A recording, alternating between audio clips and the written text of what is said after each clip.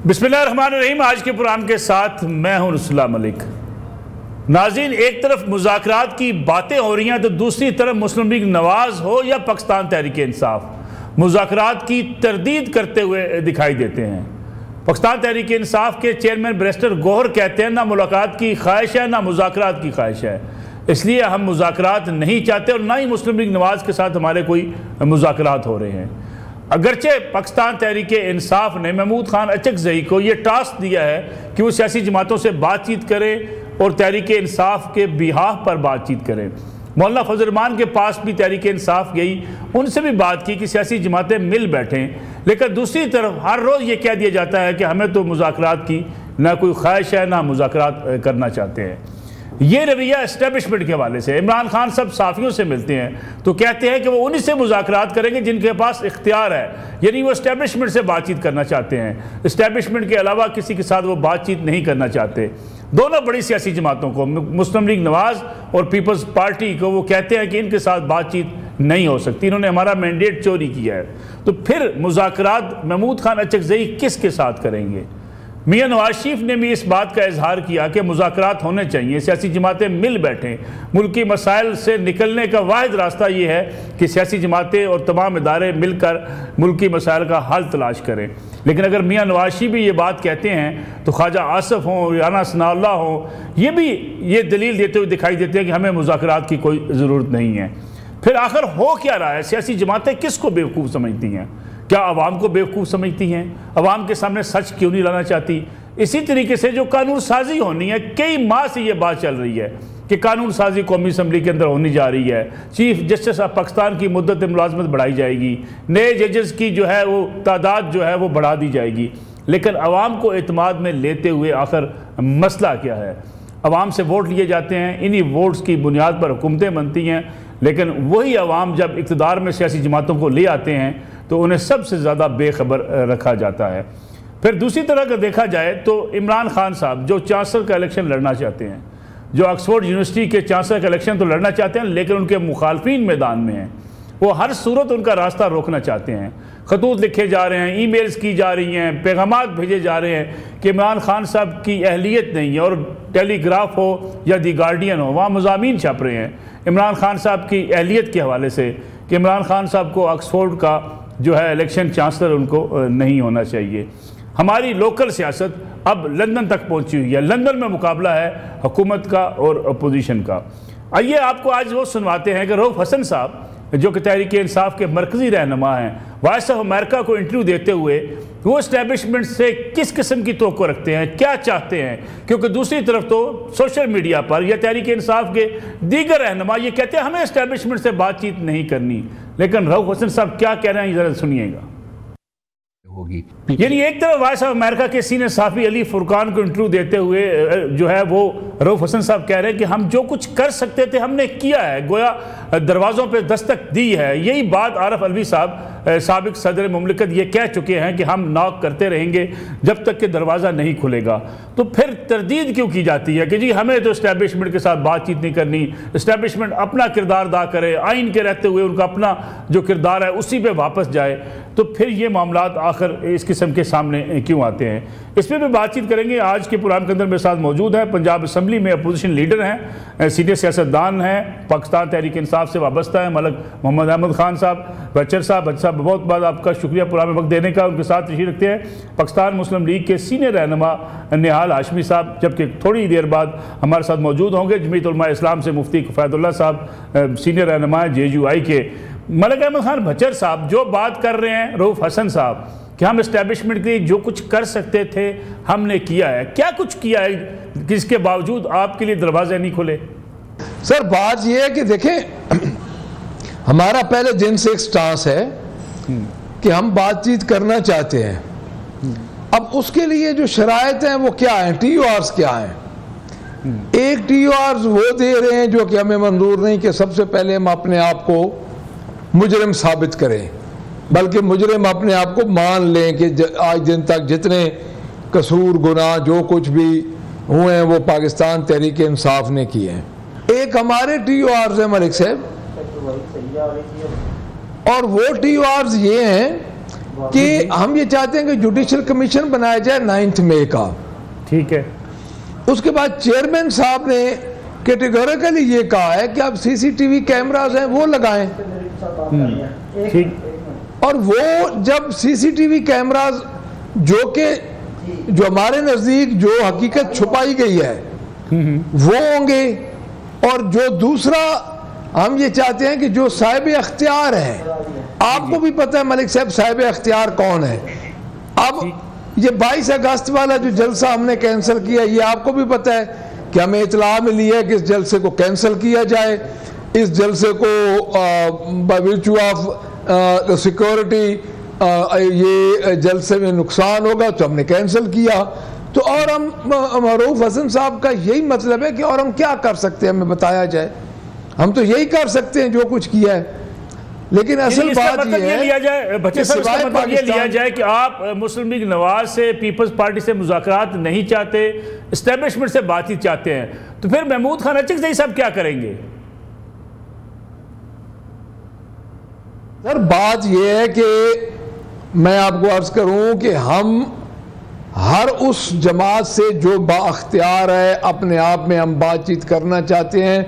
हमने जमीयत उलमा पाकिस्तान फजलुर रहमान ग्रुप से हमने बात की है, और जब इनके पास अख्तियार ही नहीं है तो हम किस से बात करें। मेरे मोहतरम इधर तशरीफ फरमाए हैं निहाल हाशमी साहब, क्योंकि देखिए अब कल को जो वाक़यात आप खुद देख लें कि प्राइम मिनिस्टर और चीफ मिनिस्टर ये मौजूद हैं जी सबसे बड़े सूबे की, और पाकिस्तान की प्राइम मिनिस्टर हैं, तो जो हाल हुआ है बलूचिस्तान और कच्चे में, अब कच्चे में तो एलीट फोर्स वालों ने भी जाने से इनकार कर दिया है, तो रिट तो इनकी है नहीं। बाकी चीज़ें मलिक साहब आपको सब पता है कि फैसला कहाँ पे होना है, तो हम डायरेक्ट उनसे क्यों ना बात करें जहाँ पे फैसला होना है। जब ये इनका कोई ऐसा कदम हमें नज़र आएगा कि ये बाख्तियार हैं और इनके साथ बातचीत करते हुए हमें कोई नतीजा नज़र आएगा तो हम ज़रूर करेंगे, बट हम इनके साथ उस वक्त तक बातचीत क्यों करें जब इनके अख्तियार में भी कुछ नहीं है। मैं तो ये अर्ज़ करूँगा जी।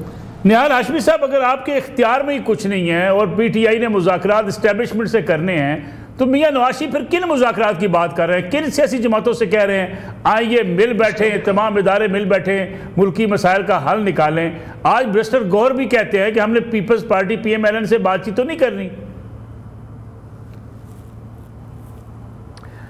बिस्मिल्लाहिर्रहमानिर्रहीम।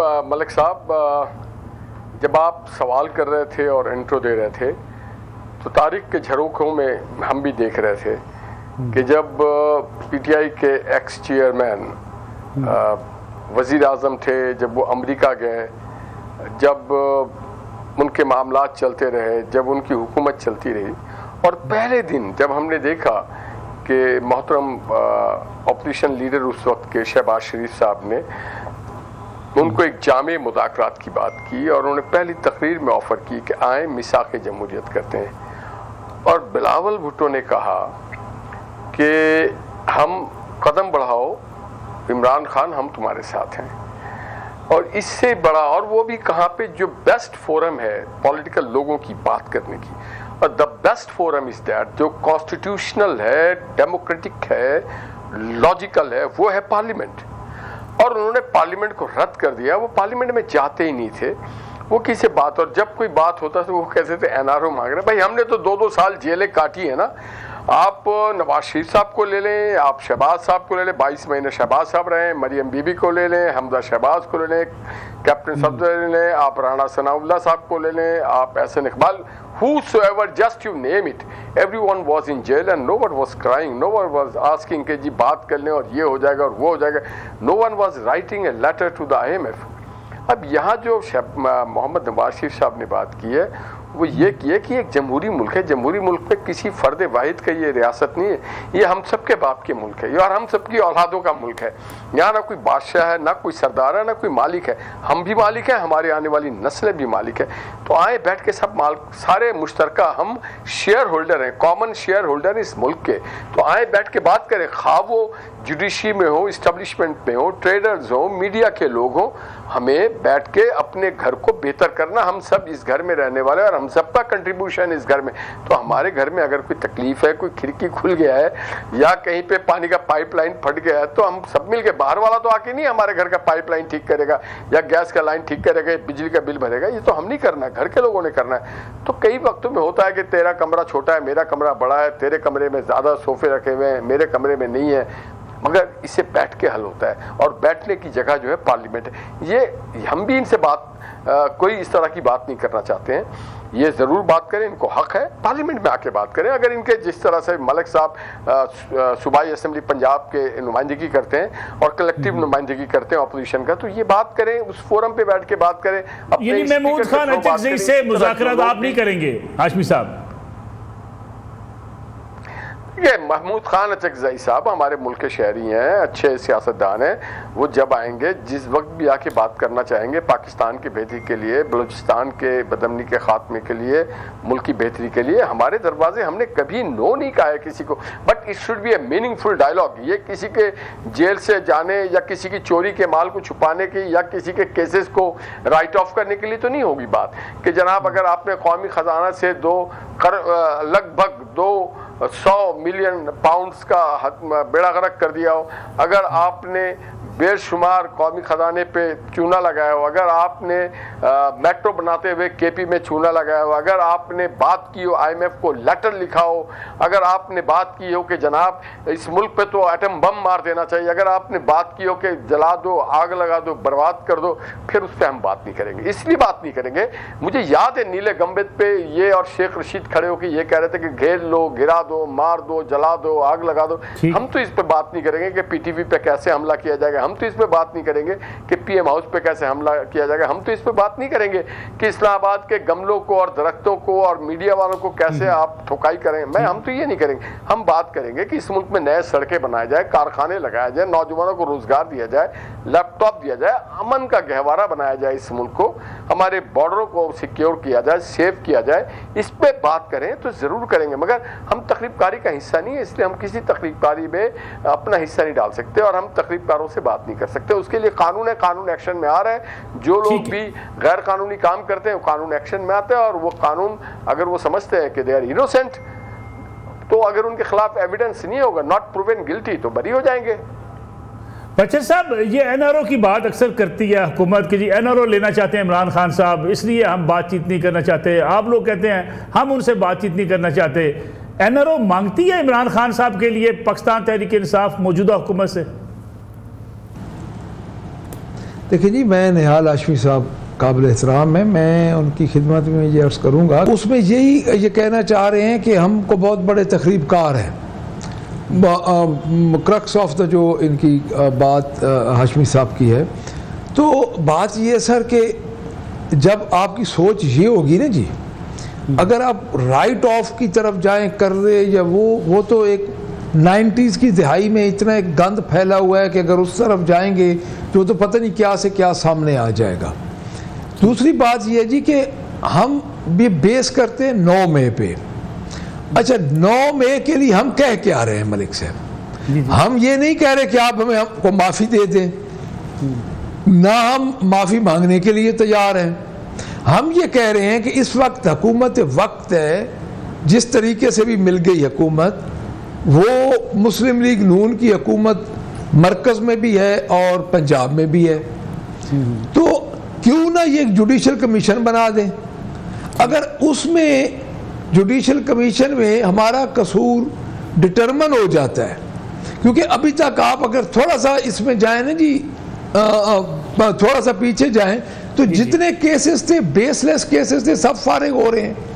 अच्छा, अब मैं हाशमी साहब की एक और बात का भी जवाब दूंगा कि जनाब आपका इनका म्यार वो भी इनका नहीं है। मैं फिर कह रहा हूं कि जिनके पास अख्तियार है उन्हीं का है कि जो प्रेस कॉन्फ्रेंस करते हैं उनके केसेस किधर गए? सब घरों को चले गए। उन्हीं FIRs में वो नामजद थे जिन्होंने प्रेस कॉन्फ्रेंस नहीं की, एक जमात को नहीं छोड़ा, वो आज केसेस भुगत रहे हैं। खुद मेरे ऊपर 10 केसेस हैं। तो देखिए, ये चीज़ें हमें बात करते हुए तो अच्छी लगती है जज्बाती तौर पे, बट अगर आप ग्राउंड रियलिटीज़ देखें तो ये इतना बड़ा ब्लेंडर हो रहा है। अगर हम पार्लियामेंट में ना जाना चाहते तो 13 जनवरी को हमारे से निशान छीन लिया गया। हमारे वर्कर्स को, हमारे प्रपोजर्स कैडर को पकड़ा गया। उसके बावजूद हमने 8 फरवरी के इलेक्शन में हिस्सा लिया और सिंगल लार्जेस्ट पार्टी बन के तहरीक इंसाफ उभरी। पंजाब में सबसे बड़ी अपोजिशन इन तमाम तर वाक़यात के बावजूद। हाशमी साहब पुराने पार्लियामेंटेरियन है। 2002 में जब एस्टेब्लिशमेंट खिलाफ थी नून के, तो इनको तो 17 सीटें मिली थी टोटल, और हमें तो इस वक्त भी सिंगल लार्जेस्ट पार्टी मरकज में एस्टेब्लिशमेंट हमारे खिलाफ है। पंजाब में फॉर्म 47 के जरिए जो गवर्नमेंट आई है 107 MPs हमारे हैं, और अगर हमें स्पेशल इंटरेस्ट की सीटें मिली तो हम 140 हो जाते हैं, और तकरीबन 50 सीट्स तो 56 तो हमारी 45 की रिट पटिशंस हैं। तो अब एक सूबे में हमने गवर्नमेंट बना ली है इतने तमाम तर मुश्किलात के बावजूद।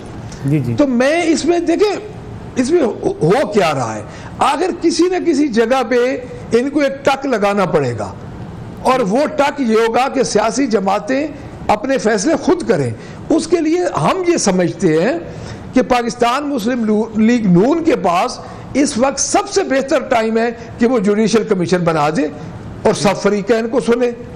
जब हमें पता चलेगा कि एक कदम ये आगे बढ़ रहे हैं, इनके पास अख्तियार है, तो हम भी सोचेंगे कि यार इनके साथ बातचीत भी करें। बचर साहब, मैंडेट किस चीज का है? महमूद खान अचकज़ई किस चीज का मैंडेट लेकर जाएंगे पीपल्स पार्टी और PMLN के पास? देखिए जी, आईने तहफ़्फ़ुज़ पाकिस्तान हमारा एक अलहदा मैंडेट है, और अचकज़ई साहब बातचीत कर रहे हैं। मैं आपको उन बातों का जवाब दे रहा हूं जो हाशमी साहब ने फरमाई है। अब मैं एक और अर्ज़ करता हूं सर, इससे बड़ी सितम ज़रीफ़ी क्या है कि एलीट फोर्सेस ने कच्चे में जाने से इनकार कर दिया, और बाकायदा उनकी स्टेटमेंट आई है कि हम नहीं जा रहे। क्या इस IG के साथ कोई शहद लगा हुआ है? आप क्यों नहीं चेंज करते? आपके पास अख्तियार है, केयर टेकर गवर्नमेंट का IG आपके साथ आपके पास चला रहा है। तो देखिए सर, ये चीज़ें, महंगाई को आप मलिक साहब खुद देख लें, खुदकुशियाँ हो रही हैं, लोगों ने गुजरावाला में एक भाई ने दूसरे भाई को कत्ल कर दिया है। देखिए ज़ाती तौर पे जमातें जो, अगर देखिए सियासी जमातें ख़त्म नहीं होती। मुस्लिम लीग नून को मुशर्रफ ने कितना रगड़ा दिया है, मुस्लिम लीग नून को ख़त्म हो गई है। मोहतरमा बेनज़ीर भुट्टो, जुल्फ़िकार अली भुट्टो जुडिशल मर्डर हुआ है, क्या वो जमातें ख़त्म हो गई हैं? जमातें ख़त्म नहीं होती कभी भी डिक्टेटरशिप से। जमातें किसी न किसी सूरत हाल में रहती हैं। पाकिस्तान तहरीक इंसाफ ने रहना है, ये ख़त्म नहीं होगी। लेकिन अगर ये सिर्फ इसको तोड़ने की कोशिश करेंगे मलिक साहब, तो ये जमहूरियत के लिए अल्टीमेटली एक बहुत बड़ा नुकसान होने जा रहा है। मैं ये समझ, मुझे एक बच्चे साहब मैं एक ब्रेक ले लूँ, वापस आएंगे तो मुफ्ती किफ़ायतुल्लाह साहब भी हमारे साथ मौजूद हैं, उनसे भी पूछेंगे कि आखिर सियासी जमातें मुज़ाकरात की बात करती हैं लेकिन देखती इस्टेब्लिशमेंट की तरफ ही है। इस पर बात करेंगे ब्रेक के बाद। प्रोग्राम एक बार फिर खुश आमदीद, हमारे साथ मौजूद है जमीयत उलमाए इस्लाम के सीनियर रहनुमा मुफ्ती किफ़ायतुल्लाह साहब। मुफ्ती साहब बहुत बहुत शुक्रिया प्रोग्राम में वक्त देने का। मुफ्ती साहब, अभी कहा असद कैसर साहब ने कि अगर हमारा मौलाना से यानी JUI से इत्तेहाद हो गया तो तमाम बाकी सियासी जमातों की सियासत हम ख़त्म कर देंगे। दो जमातें जो एक दूसरे के ख़िलाफ़ बड़ी शिद्दत के साथ लड़ाई लड़ती रहीं, अब सारा दारोमदार आपके ऊपर है, आप किस तरफ जाने का फैसला कर रहे हैं? जरदारी साहब से आपकी मुलाकात हो गई, शहबाज शरीफ साहब से आपकी मुलाकातें हो गई, और फिर दूसरी तरफ पाकिस्तान तहरीक इंसाफ दावेदार है कि JUI हमारे साथ आएगी। बिस्मिल्लाहिर्रहमानिर्रहीम। ये बात तो ठीक है कि अगर हमारा और PTI का इत्तेहाद हो जाता है तो बाकी जमातें मुतासर होंगी। उसकी वजह यह है कि दोनों के पास स्ट्रीट पावर है, और हमारे पास फिर स्ट्रीट पावर के साथ साथ खड़े होने की सलाहियत भी मौजूद है। तो ये इस बात से मैं इत्तेफाक करता हूँ। अब आपने कहा हम किधर जाएंगे, हम अपोजिशन में जाएंगे। और किधर जाएंगे? जब हमने फैसला किया है कि हम अपोजिशन में जाएंगे तो रोज़ रोज़ नए फैसले तो नहीं होते। अब जरदारी साहब भी आएंगे, और मियाँ शहबाज शरीफ भी आएंगे, और मियाँ नवाज शरीफ भी आएंगे, लेकिन ये आना जाना लगा रहता है। हमारा मौक़िफ़ तब्दील नहीं होगा। हमारा मौक़िफ़ ये है कि फरवरी की 8 तारीख को जो इलेक्शन हुआ है 2024 में, वो इलेक्शन फ्रॉड था, वो इलेक्शन ठप्पों की बुनियाद पर था, वो इलेक्शन गलत था, उसमें अवाम की राय का एहतराम नहीं किया गया। तो ये हमारी राय है, अपनी राय के साथ खड़े। इसमें लोगों को शक और शुबात में वो नहीं पढ़ना चाहिए, हम बिल्कुल क्लियर है। लेकिन मुफ्ती साहब जो आपके मुखालफीन है वो कहते हैं कि आपका मैंडेट अगर किसी ने छीना है तो केपीके से छीना गया है, पंजाब से तो नहीं छीना गया। आपके जीतने वाले जो उम्मीदवार थे केपीके में थे या बलूचिस्तान में थे, जहाँ से पीटीआई ने आपका मैंडेट छीना है, क्या वहाँ धांधली नहीं हुई? और अगर वहाँ धांधली आपके साथ हुई है तो फिर आपका मैंडेट छीन के अगर पीटीआई को दे दिया गया है तो फिर आप पीटीआई के साथ कैसे चल सकते हैं? देखे ना, आप एंकर पर्सन है ना, तो आपकी सोच भी एंकर पर्सन होती है। हम अपनी नहीं करते भाई, हम कौम की बात करते हैं। हम JUI की बात नहीं करते, हम कौम की बात करते। हम जीते हारे ये सानवी बात है। कौम का मैंडेट चुराया गया, कौम ने PTI को वोट दिया और उनके 180 सीटें आई, वो उठाकर पंजाब में भी मुस्लिम लीग को दे दिए और वो पाकिस्तान इस्लामाबाद में भी मुस्लिम लीग को वो सीटें दे दी गई और कराची में वो MQM को दी गई, सिंध में अल्ताफ को दी गई, वो जरदारी साहब को दी गई। जब हम कौम की बात करते हैं तो फिर ये केपीके की मुफ्ती साहब KPK का भी जिक्र कर दे, वहां किसको दी गई? देखें, आप वहीं हमें उलझ जा रहे हैं कि जहां आपको फायदा हो रहा है और जहाँ के मुक़्तदर तबके खुश होंगे कि मैं PTI के खिलाफ बोलूंगा। मैं नहीं बोलूंगा भाई। वैसे आपसे पूछ रहा हूँ मुफ्ती साहब कि अगर KPK में भी आप समझते हैं शफाफ इंतखाबात हुए, मैं ये जानना चाह रहा हूँ आपसे। मैं पूरे मुल्क की बात करता हूँ, आप KPK की बात करते हैं। आप ऐसा सवाल करते हैं कि आपके सवाल में शरारत नजर आती है कि मैं बोलूं PTI के खिलाफ और PTI, हम दोनों अपोजिशन में, हुकूमत के खिलाफ क्यों नहीं बोले? क्यों जी? निहाल हाशमी साहब, मुफ्ती साहब कह रहे हैं कि जो बाकी सूबों में जो कुछ या पूरे मुल्क के अंदर जो इलेक्शन हुए उसको वो तस्लीम नहीं करते और फैसला यही है कि वो अपोजिशन के साथ जाएंगे। फिर शहबाज शरीफ साहब या जरदारी साहब की मुलाकातें तो बेसूद हैं।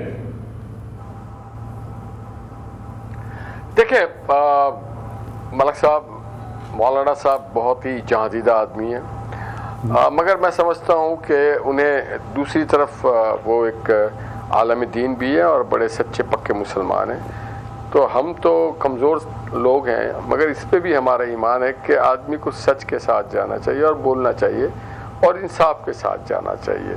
अगर कोई शैतान है तो उसका आप जिक्र करें कि बच के रहो, कोई रहमान की बात करता है तो आप उसका भी जिक्र करें कि उसको फॉलो करो। अगर कोई किसी के साथ नाइंसाफ़ी करता है, आज कर रहा है या माजी में करता रहा है, तो ये बताया जाए। मैं समझता हूँ कि इससे हम पॉइंट का गेम ना बनाएं, बल्कि मैं समझता हूँ कि वक्त आ गया है कि हम सब अपना किरदार अदा करें। हम किसी के साथ जाएं या ना जाएं, हम पाकिस्तान के साथ जाएं, पाकिस्तान के अवाम के साथ जाएं, पाकिस्तान की तरक्की के साथ जाएं। हम सबको पता है कि पाकिस्तान का मंजिल क्या है, पाकिस्तान के इशूज़ क्या हैं। हम सबको ये पता है कि यहाँ पे महंगाई का क्या मसला है, हमें सबको पता है कि यहाँ पे थर्ड पार्टी किस तरह से गेन कर रही होती है, हमें सबको पता है कि हमारी बैरूनी एजेंडाज में कौन कौन ऐसे लोग हैं जो पाकिस्तान के प्रॉस्पर नहीं होते देखना चाहते हैं, पाकिस्तान में जमहूर और आवाम को खुशहाल होता हुआ नहीं देखना चाहते हैं, पाकिस्तान में वो सारी तरक्की जो पाकिस्तान का हक़ है वो नहीं देखना चाहते हैं। बहुत हो गया, एनफ इज़ एनफ। अगर अब भी हम अपने गलतियों से नहीं सीखेंगे और अपने अना से बाहर नहीं आएंगे, सबसे बड़ी बात है हम अपने अना के खोल में छुपे हुए। हमारे लिए पाकिस्तान सेकेंडरी होता है, हमारे लिए मैं, मेरा लीडर, मेरी पार्टी एंड देन पाकिस्तान। तो ये फिर तो पाकिस्तान आगे नहीं जाएगा, पहले पाकिस्तान, उसके बाद मेरी पार्टी, उसके बाद मेरा लीडर और फिर मैं और मेरा ख़ानदान होगा। तो फिर पाकिस्तान ज़रूर आगे जाएगा। अगर हम अपने उस चीज़ को साइड पे रख दें तो फिर मैं समझता हूँ हम अगर अपने ईगो को, अपने प्रोटोकॉल को साइड में रख दें तो फिर बहुत तेज़ी से चीज़ें चेंज हो जाएगी पाकिस्तान में। हमारे ख़र्चे भी कम हो जाएंगे, हमारे अफराद ज़र में ही बेहतरी आएगी, हमारे लोगों की जो शिकायतें हैं अहलकारों से वो भी कम हो जाएगी। अगर हम ये एक बात तय कर लें कि महंगाई में हम वो हिस्सा नहीं डालेंगे, हम तो एक नॉमिनल हिस्सा मुनाफा लेंगे, मगर अगर हमारे ताजिर भी ये सोच लें, IPPs की जब लोग बात करते हैं लेकिन निहाल हाशमी साहब इसका तो जवाब दे देना। जो मुफ्ती फैजुल्लाह साहब कह रहे हैं कि जो इलेक्शन हुआ है ये पूरे मुल्क के अंदर ये धांधली का इलेक्शन था, मैंडेट मिला PTI को, हुकूमत आपकी बन गई, पीपल्स पार्टी साथी बन गई। मैं हल्फन एक बात कह सकता हूं कि PTI नामी कोई सियासी जमात इलेक्शन नहीं लड़ रही थी। ऑन रिकॉर्ड मैं वकील हूं, मैं एविडेंस के बात करूंगा। तो PTI को वोट नहीं मिली, आज़ाद लोग लड़े थे और उनको वोट मिली थी। मगर अगर आप 2018 के जाएं तो आप देखें पंजाब में भी और मरकज़ में भी हम ह्यूज तरीके से जीत के आ रहे थे। उस पे जिक्र देखिए, आप जब तक अपने बुनियाद को ठीक नहीं करेंगे उस वक्त तक ठीक नहीं होगा। ये देखना पड़ेगा कि मोहम्मद नवाज शरीफ साहब के साथ और उस वक्त पाकिस्तान के साथ क्या ज्यादती की गई। आज जब नवाज शरीफ के दौर में 8 रुपये का बिजली पर यूनिट था वो बुरे लग रहे थे, जब डॉलर 100 रुपये का था वो बुरे लग रहे थे। वो कहते थे कि मईशत अगर बुरी नहीं है तो अच्छी भी नहीं। वो कहते थे कि नवाज शरीफ के ये मोटरवे, ये जंगला बस किस काम का। वो कहते थे ये तो नहीं, ये नहीं होता। कुछ लोग कहते थे कि तालीम पे खर्च करना चाहिए, मगर उन्होंने तालीम पे नहीं खर्च किया। लोगों के पास 10-10, 11-11, 12-12 साल हुकूमत रही है, उनको सोचना चाहिए था। और फिर अपने सिर्फ उस चेयर के साथ चिमटे रहने की कीमत पाकिस्तान के लोग अदा कर रहे हैं, क्यों हम अदा करें? तो मैं ये समझता हूँ सबसे पहले हमें अपना एहतसाब करना चाहिए, हर फर्द को, हर पार्टी को और उसके लीडरान को सोचना चाहिए कि जमहूर हम ज़रूर बात करते हैं, अपनी ज़ात में जमहूर लाएं, हम दूसरों को भी फलते फूलते देखें। अगर कल हमारा लीडर वज़ीर आज़म था, कोई और आज वज़ीर आज़म है, ये तो आवाम का फैसला है। मालकान तो इस मुल्क के अवाम है। मैं इस बात पे यकीन करने को कभी तैयार नहीं हूँगा कि कोई और आके मुसल्लत कर दे पाकिस्तान के अवाम पे अपना फैसला। तो मैं ये समझता हूँ ये जो एक प्रोपेगेंडा किया गया है 2024 के इलेक्शन का, वो मनफी प्रोपेगेंडा है। जो केपी के अंदर जो इलेक्शन जीते वो ठीक जीते, मीठा मीठा हप हप, कड़वा कड़वा थू थू, ये नहीं होगा जनाब।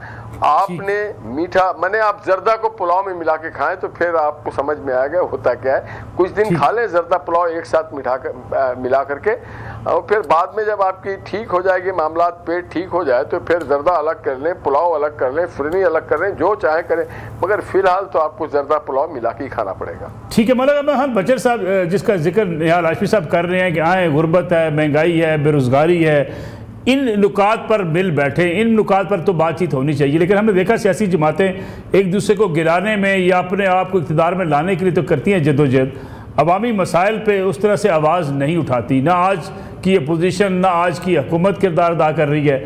आम आदमी तो इस बहस में पिस रहा है कि एहतजाज होगा, तहरीक चलेगी, नहीं चलेगी, हुकूमत जैली है या हुकूमत का मैंडेट जैली है। मलिक साहब, हम तो पंजाब में इनको 12 दफ़ा तजावीज़ जो चीफ मिनिस्टर साहब हैं उनको दे चुके हैं। अब वो अपोजिशन की कोई बात ऑन बोर्ड लेने को तैयार ही नहीं है। हम तो 1.5 महीना आपको पता है असेंबली से ही बाहर बैठे रहे हैं। हमारे तो उन्होंने चैम्बर ऑफिस हर चीज़ ही बंद कर दी थी सीएम ने। तो बात यह है कि डेफमेशन बिल से लेके आज दिन तक 14 अमेंडमेंट्स दी थी जी हमने आपके डेफमेशन बिल में, एक उन्होंने एंटरटेन नहीं की। गंदम की प्रोक्योरमेंट का जो टाइम आया, जो पहला टेस्ट केस था चीफ मिनिस्टर का, उसमें उन्होंने किया ये कि गंदम खरीदने से इनकार किया। ऑलमोस्ट 800 अरब किसान का नुकसान हुआ। उसका नुकसान होने के बाद फिर उन्होंने ये किया कि आटा जी सस्ता हो रहा है, अब आटा भी महंगा हो गया है। और आपको जो नुकसान हुआ है वो ये हुआ कि कॉटन और राइस की आगे सोइंग भी नहीं हुई, पहली बात। दूसरी बात यह जी कि आपने एक एडीपी प्रोग्राम दिया, उस एडीपी को 45 अरब रुपए कट लगा के आप आईपीपी को पैसे दे रहे हैं। वो पैसे दोबारा उन्हीं लोगों की जेबों में आ रहे हैं, 45 अरब रुपया। देखें ये चल रहे हैं टोटल एक मफरूज़े पे। जब तक आप आवाम को सब्सिडाइज नहीं करेंगे, हुकूमतें जो होती हैं, रियासत जो होती है, वो एक शोबे का, एक कम्युनिटी का गला घोंट के दूसरी कम्युनिटी को नहीं देती, वो को प्लान करती है। मुझे आप ये बता दें कि कौन सा प्लान इन्होंने किया है। हमने इनको कहा था कि हम आपको गंदम की प्रोक्योरमेंट के मुतल्लिक बताते हैं, आप बहुत बड़े डिज़ास्टर की तरफ जा रहे हैं और गंदम भी ख़त्म हो जाएगी और मुल्क में महंगाई भी बढ़ जाएगी। आप बिजली का इन्होंने पहले 200 यूनिट का ऐलान किया, फिर जो आज 500 यूनिट का ऐलान हुआ है उसमें 201 यूनिट वाला जो है वो अमीर आदमी है और 200 यूनिट वाला गरीब आदमी है। वहाँ से जब होगा तो पूरा टैरिफ लग जाएगा।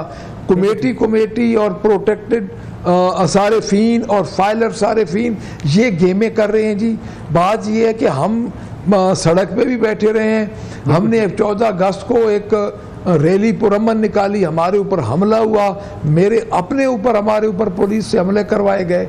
देखिए जब ये चलने को आवाम के मसाइल के लिए तैयार ही नहीं है, इनकी वो सोच ही नहीं काम कर रही कि हम आवाम के मसाइल को किस तरह हल करें। देखिए मैं आपको अर्ज़ करता हूँ, बात सिर्फ इतनी सी है कि इस वक्त जो पंजाब है 12.5 करोड़ की आबादी है पंजाब की। मुझे आज से आप देख लें कि आई थिंक फरवरी में 4 मार्च को गवर्नमेंट ऑफ पंजाब ने जो हलफ उठाया है उससे लेके आज दिन तक मुझे कोई ऐसा कंस्ट्रक्टिव काम ये बता दें जिसकी वजह से आवाम को कोई इमीडिएट रिलीफ मिला। अब 45 अरब रुपया सर इन्होंने मलिक साहब जो कट किया है एडीपी प्रोग्राम से, वो कहाँ गए इनके नवाज शरीफ कैंसर हॉस्पिटल और कार्डिक सेंटर, और वो वहाँ की तो फिजिबिलिटीज बन चुकी हैं, PC1 बन चुके हैं। तो ये मजाक हो रहा है सर इधर आवाम से। इधर देखिए हम तो आवाज़ बुलंद कर रहे हैं, जब हमको महंगाई के खिलाफ रैली निकालने लगते हैं सारी रात पुलिस हमारे घरों पे दाखिल हो जाती है। आज भी आपको शायद पता होगा मियां असलम इकबाल के घर पुलिस ने धावा बोला है। देखिए बात ये है कि ये एक फस्तायत और जबर के तहत हुकूमत करना चाहते हैं, और पाकिस्तान तहरीक इंसाफ के लिए तो मुल्क में इस वक्त मलिक साहब सिविल मार्शल लॉ है। ये हमको जमहूरी हुकूमत में टाइम नहीं गुजार रहे, हमें ख़ास टाइम में अपना वक्त गुजार रहे हैं। ठीक है, मैं आता हूँ वापस आपकी तरफ। मुफ्ती कुफैदुल्लाह साहब, JUI के लिए ज़रा बड़ा मुश्किल रास्ता नहीं है कि KPK की असम्बली में अपोजिशन का किरदार अदा करेगी और वफाकी सतह पर जो सियासत होगी वहाँ PTI के साथ मिलकर जद्दोजहद करेगी।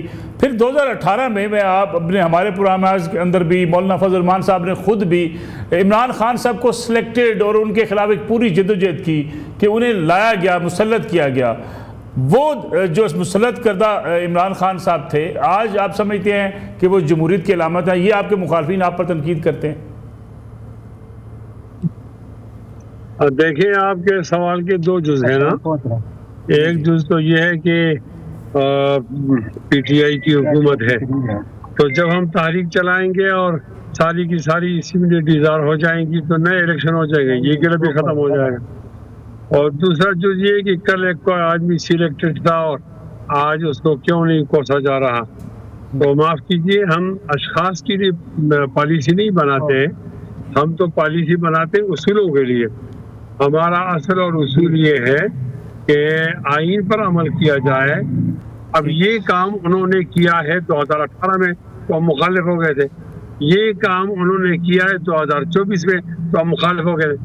अलबत्ता ये बात है कि 2018 में बेनिफिशरी थे इमरान खान और आज का बेनिफिशरी है वो मुस्लिम लीग नून और पीपल्स पार्टी।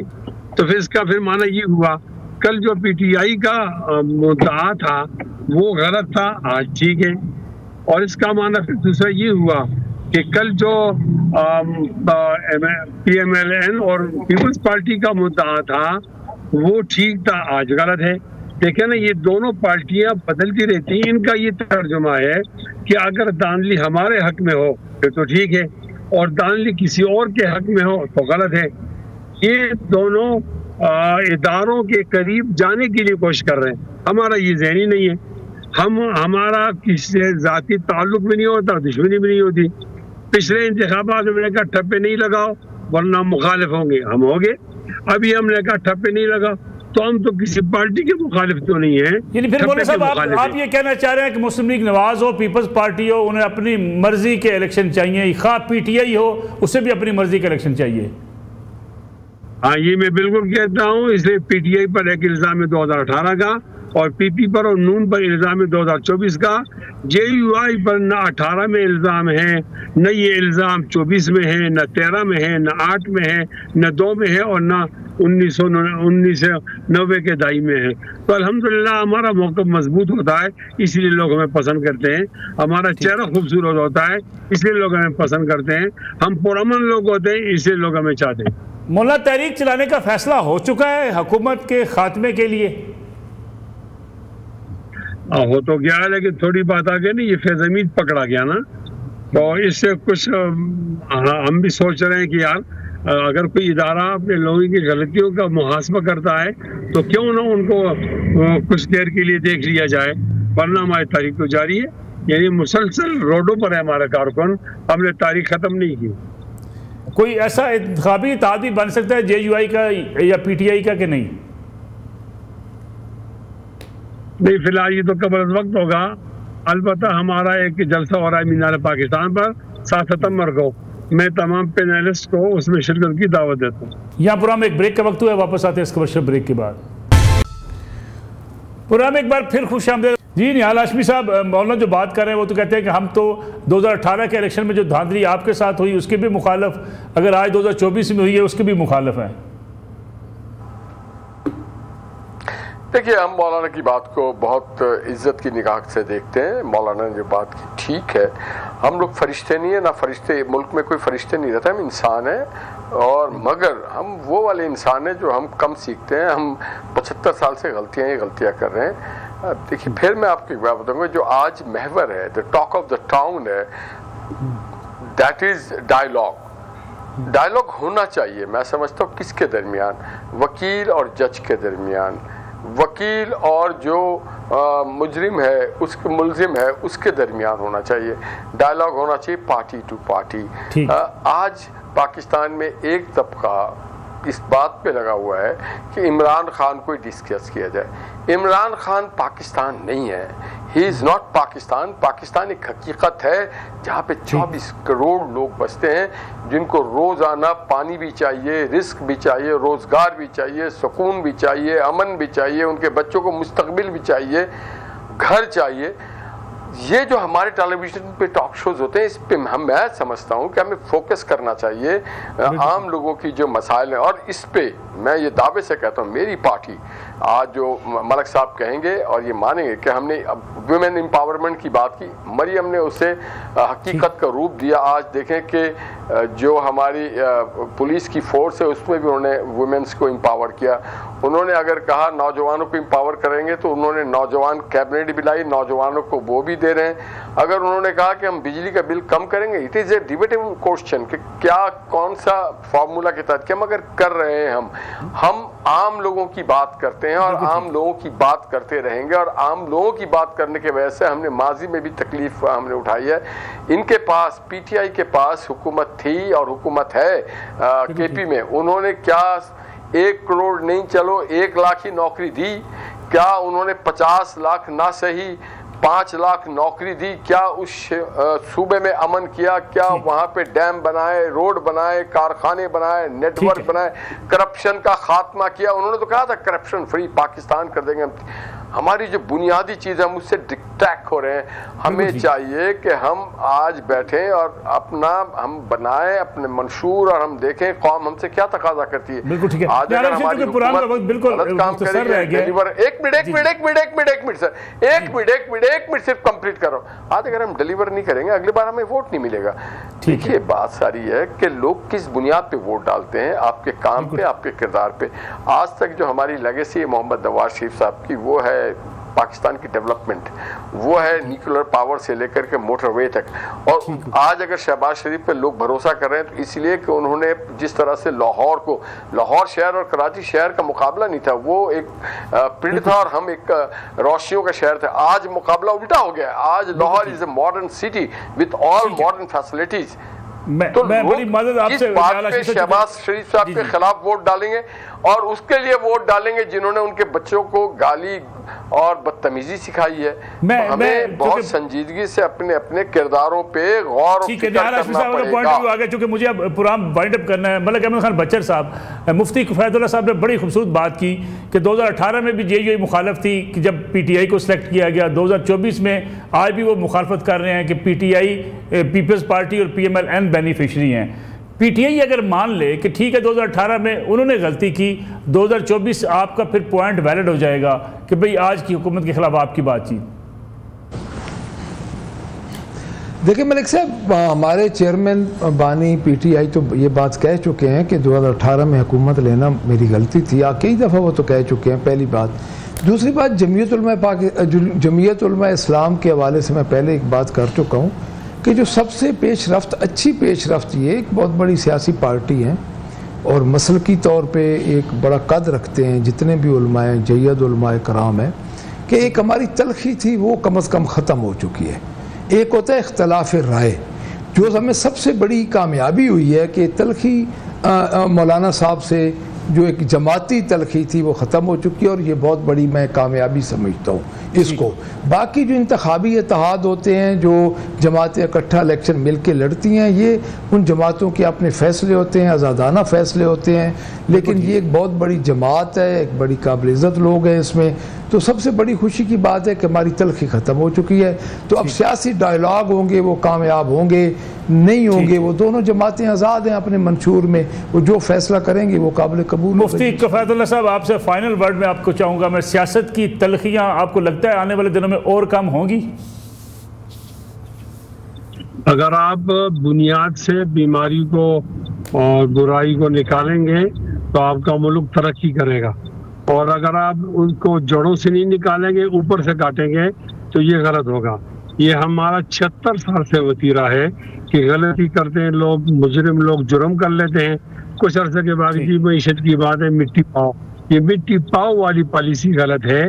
देखिए महंगाई जो है ये जुड़ी हुई है मईशत से, मईशत जुड़ी हुई है अमन से, अमन जुड़ा हुआ है जमहूरियत से, और जमहूरियत जुड़ी हुई है पाक और साफ इंतखाबात से।